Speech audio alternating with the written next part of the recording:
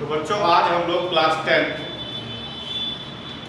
मनोहर रेगड़े chapter 1 वास्तविक संख्या की प्रश्नावली 1A के प्रश्नों को हल करने वाले हैं। तो ये जो प्रश्नावली है, इस प्रश्नावली को हल करने से पहले हमको एक टॉपिक समझनी है जिसका नाम है यूक्लिड विभाजन प्रमेयिका या एल्गोरिथम। इंग्लिश में हेडिंग ने डाल दिया है यूक्लिड डिवीजन एल्गोरिथम और लेमा। ये जो प्रमेयिका है उसको इंग्लिश में कहते हैं लेमा, और एल्गोरिथम को इंग्लिश में भी एल्गोरिथम कहते हैं। यूक्लिड किसी का नाम है, तो नाम की अंग्रेजी सेम होती है, जानते हो। जैसे आपका नाम अर्जुन है तो अर्जुन की अंग्रेजी अर्जुन।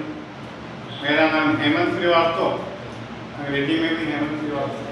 उसी तरह से ये यूक्लिड एक गणितज्ञ का नाम है जिन्होंने इस टॉपिक को हमें दिया, तो इसलिए क्या यूक्लिड का यूक्लिड हो गया। अब विभाजन की इंग्लिश होती है डिवीजन, इसलिए यूक्लिड विभाजन प्रमेयिका या एल्गोरिथम की जो इंग्लिश हुई वही यूक्लिड डिवीजन एल्गोरिथम और लेमा।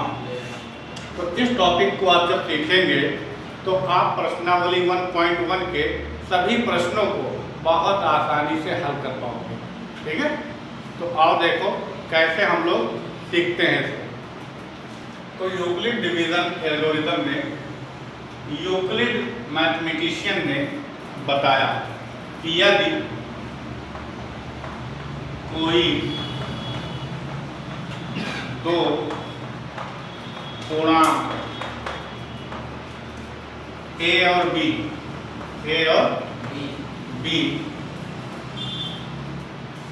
इस प्रकार है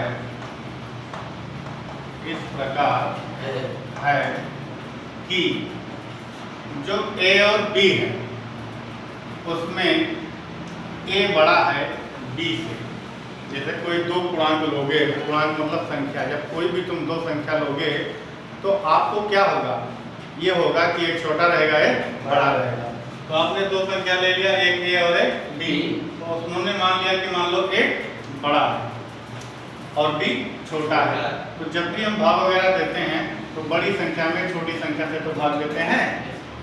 तो A में उन्होंने भाग दे दिया B से, क्या दे दिया B से भाग दे दिया।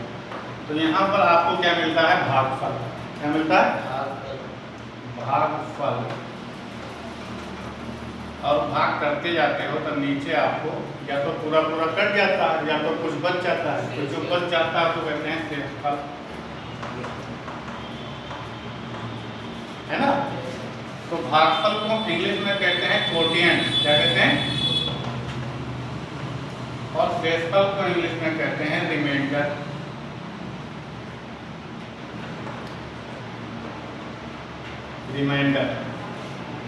ठीक है, तो क्वोशिएंट को Q से लिख सकते हो और रिमाइंडर को R से लिख सकते हो।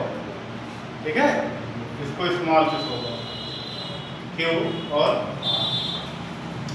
तो आप लोगों ने किस तरह से भाग किया है, चलो हम संख्या ले लेते हैं। जैसे एक ले लिया 10, एक ले लिया 3, है ना। तो बड़ी संख्या को कैसे लिखते हैं, तो A बराबर आपने 10 ले लिया और B छोटी संख्या 3। तो 3 में जब 10 में जब 3 से भाग हुआ तो 3 3 का 9। तो ये तुम्हारा Q हो गया और ये तुम्हारा R हो गया, और ये तुम्हारा B है और ये तुम्हारा A। ठीक है, तो जो हेडिंग है यूक्लिड डिवीजन लेमा, ये सुनने में लग रहा है कि ये बहुत नई चीज है, आज तक आप लोगों ने कभी इसको पढ़ा ही नहीं, लेकिन ऐसा बिल्कुल भी नहीं है।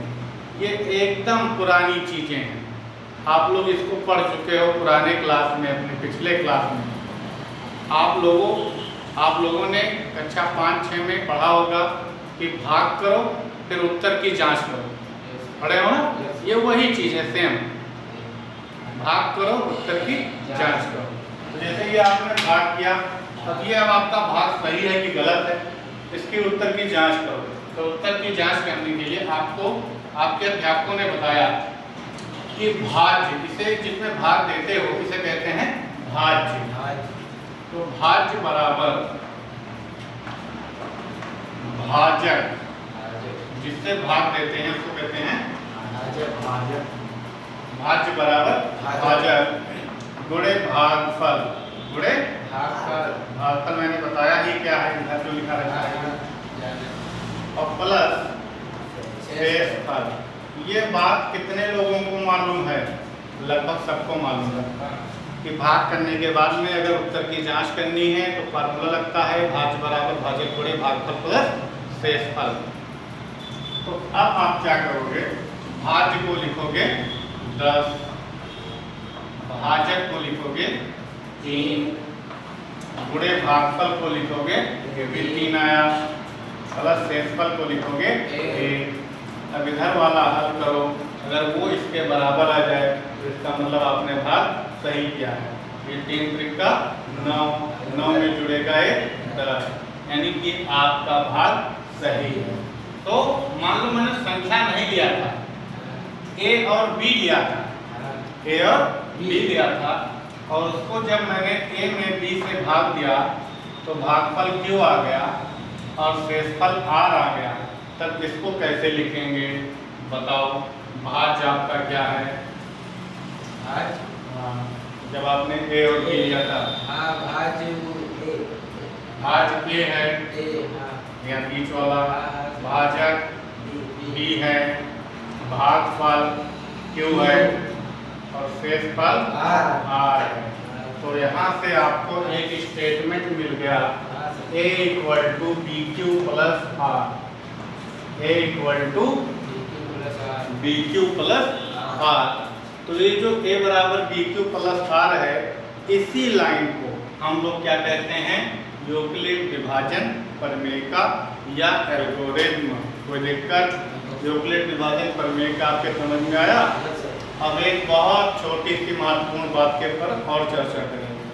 वो क्या है कि जैसे आपने यहाँ पर भाग दिया तो आपका जो शेषफल आया वो कितना है? 1। ये और आपने जिससे भाग दिया वो क्या आया? 3। तो आप लोगों ने बहुत से भाग के क्वेश्चन किए होंगे, तो उसमें आप लोगों ने एक बात का गौर किया होगा कि जो शेषफल है वो हमेशा भाजक से छोटा आता है। भाजक से छोटा तो आएगा। अगर ये बड़ा हो जाएगा तो फिर इससे पहाड़ा पड़ते फिर काटने लोगे ना। तो क्या जब छोटा आ जाता है भाजक से तो वहीं पर छोड़ देते हैं, तो भैया भाग पूरा हो गया, है ना। तो जो शेषफल है हमेशा भाजक से छोटा होता है, यानी ये जो 3 शेषफल आपका 1 आया है, ये 1 से एक क्या है? 3 से हमेशा छोटा होगा, 3 से हमेशा छोटा होगा शेषफल। यानी कि अगर आपका भाजक 3 है तो शेषफल क्या क्या हो सकता है? या तो 0 हो सकता है, या तो 1 हो सकता है, या तो 2 हो सकता है, लेकिन 3 नहीं हो सकता है। तो वैसे यहाँ पर भी जो रिमाइंडर है शेषफल वो क्या है? आर है। तो ये आर जो है वो भाजक से छोटा होगा।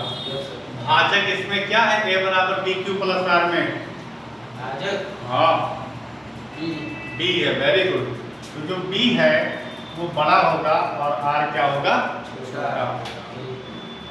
ये आपको ध्यान रखना। इसी को कहते हैं यूक्लिड विभाजन प्रमेय का। अंडरस्टैंड? अब मैं आपसे एक बात और पूछता हूँ, क्या कि अगर हमारा b 4 है, क्या हो जाए? 4, तो शेषफल क्या क्या हो सकता है? 1 2 3। हाँ वेरी गुड। शेषफल आर क्या हो सकता है? 1 2 3 और 0 भी हो सकता है। पंडित जी बताओ आप, अगर b का मान 5 हो जाए तो शेषफल क्या क्या हो सकता है? 0 1 2 3 4। Very good. एक कम रहेगा। अब और एक बात समझिए, यानी कि अगर b बराबर आपने 4 ले लिया यहाँ पर, तो a इक्वल टू b का मान 4 रख दो, 4 क्यूब, है ना, प्लस जो r है वो क्या हो सकता है? 0 1 2 3। या तो 0 हो सकता है, या तो 1 हो सकता है, या तो 2, या तो 3। तो a बराबर या तो 4q प्लस 0 हो सकता है, या तो 4q प्लस 1 हो सकता है, या तो 4q प्लस 2 हो सकता है, या तो 4q प्लस 3 हो सकता है। ठीक है, 3 तो लिखा ही था। समझ में आ रहा? कोई प्रॉब्लम? अब इसी तरह से अगर मैं कह दूं b बराबर 5 है तो यूक्लिड विभाजन प्रमेय का बनाओ, तो तुम लोग कहोगे भैया b का मान आपने 5 बोल दिया, तो b के जगह पर हम भी 5 बोलेंगे। तो a बराबर 5q plus 0, 5q plus 1, 5q plus 2, 5q plus 3, 5q plus 4। इसके आगे तो जाएगा नहीं, है ना? तो इस तरह से यूक्लिड विभाजन प्रमेय का होगा। जितना b का मान होगा उससे एक कम शेषफल होगा। तो यूक्लिड विभाजन प्रमेय का मैंने आपको समझा दिया, इसको आप लोग नोट कर लें। और फिर आगे मैं बताता हूँ कि यूक्लिड विभाजन प्रमेय की सहायता से दो या दो से अधिक संख्याओं का मासा, जिसको कहते हैं HCF, को कैसे निकाला जाता है, नोट कर। अभी तक आप लोगों ने यूक्लिड विभाजन प्रमेय का सीखा, जिसमें आपको बताया गया कि दो संख्या यदि a और b है और a बड़ा है b छोटा है, तो a equal to B Q plus r को यूक्लिड डिवीजन लेमा कहते हैं। इसकी सहायता से HCF कैसे निकाला जाएगा अब उसको हम सीखेंगे। ठीक है, तो इसमें 135 है, 225 है, इन दोनों में बड़ा कौन है? बड़ा है 225। 225 को लिख दो a और छोटे वाले को b लिख दो। अब क्या करोगे, भाग विधि से इसका मासा निकालोगे। 225 अंदर, 135 बाहर। 135 का पहाड़ा पड़ेंगे कि 225 है, एक बार जाएगा, आप लोग एक बार लेकर दें। 5 से 5 गया 0, 12 से 3 गया 9, 1 से 1 गया कुछ नहीं। अब उसके बाद में ऊपर कोई संख्या बच्ची नहीं उतारने के लिए इसको ऐसे मोड़ो, 90 को भाजक बनाओ और इसको भाज्य बनाओ, 135 को। ठीक, हम 90 पढ़ना पढ़ना इससे ज़्यादा न जाएगा, एक बार घटाओगे तो 45 आएगा। फिर ऊपर से कोई संख्या उतारने के लिए है नहीं, फिर इसको मोड़ दो, 90 को भाज्य बना दो। 2 बार में ये पूरा पूरा आपका कैंसिल हो गया। तो आंसर 4 नहीं 45। ठीक है, लेकिन इसको एक काम और करना, ये आपने कर दिया। अब यूक्लिड डिवीजन लेमा आपको लिखना है, तो कैसे लिखोगे? पहले आपने किसको भाग दिया है? 225 को। 225 को किससे भाग दिया है? 135 से। गुणे 1 प्लस 90। गुरुजी मोबाइल निकाल देंगे। अभी सब वहाँ रिकॉर्ड हुई थी, बोल दो। ठीक है, इधर देखो, फोन कर रखो, दियो कहाँ फोन लगा? हाँ ठीक है, ये सब फालतू रिकॉर्ड में जो गंदगी सही ना रही, अब वो तुझे पुस्तक कर दो। तो देखो समझो दोनों लोग, अब खोल दो। तो देखो आपने 225 में 135 से भाग दिया था ना, तो भाज्य ये था 225 बराबर भाजक गुणे भागफल प्लस शेषफल, जो वही था ना a equal to B Q plus r, उसी पर रख दिया गया है ना, समझ में आया? उसी प्रकार से इस स्टेप का हो गया, फिर इस स्टेप का लिखो। तो इसमें आपने 135 को भाग दिया, किससे भाग दिया? 90 से, गुणे 1 प्लस शेषफल कितना आया था? 45। फिर आपने किसको भाग दिया था? 45। 90 को भाग दिया, हाँ 90 और 90 को जो आपने भाग दिया तो किससे भाग दिया? 45 गुणे 2 प्लस 0। जब तक यहाँ पर ये रिमाइंडर 0 ना प्राप्त हो तब तक क्या भाग करते रहना है। तो आपने इस तरह से आपको करना है, तो इसे कहते हैं यूक्लिड डिवीजन से मासा ज्ञात करना। तो ये 0 आपका आ गया, तो आपका जो मासा आएगा वो लास्ट वाला b का वैल्यू हो जाएगा 45। मासा को इंग्लिश में HCF के नाम से जानते हैं, और HCF का पूरा नाम होता है highest common factor. Highest common factor. Highest common factor, इसको और डिटेल में समझ लो कि हाईएस्ट कॉमन फैक्टर क्या है। जैसे आपके पास एक संख्या है 16 और एक संख्या है 10, ठीक है। जब मैं इसको 12 लूं, 16 और 12, तो आपसे कहा जाए इसका एचसीएफ क्या होता है, तो एचसीएफ का मतलब हुआ हाईएस्ट कॉमन फैक्टर। तो हाईएस्ट का मतलब बड़े से बड़ा, कॉमन का मतलब हुआ कॉमन समझते ही उभयनिष्ठ, कॉमन मतलब उभयनिष्ठ, फैक्टर मतलब गुणनखंड, यानी एचसीएफ का मतलब हुआ कि वह बड़े से बड़ा नंबर जो दोनों को काट दे, जो दोनों को काट दे। तो दोनों को अगर काटेंगे तो किस नंबर से कटेगा? 2 से कटेगा। और किससे कटेगा? 3 से दोनों नहीं कटेगा, 4 से कटेगा। तो कॉमन फैक्टर, हाँ आगे अगर और बढ़ोगे तो 5 से नहीं कटेगा, 6 से नहीं कटेगा, 8 से दोनों नहीं कटेगा, आगे किसी से नहीं कटेगा। तो यहाँ पर आपने देखा कि 16 और 12 के जो फैक्टर हैं, कॉमन फैक्टर जो हैं वो 2 मिला, 1 2 और 1 4। लेकिन इसमें से हाईएस्ट कौन सा है? 4। तो 4 को कहेंगे हाईएस्ट कॉमन फैक्टर। अगर आज जैसे मैंने 135 और 225 का हाईएस्ट कॉमन फैक्टर 45 निकाला, तो इसका मतलब हुआ कि 45 वह बड़ी से बड़ी संख्या है जो इन दोनों को काटेगी।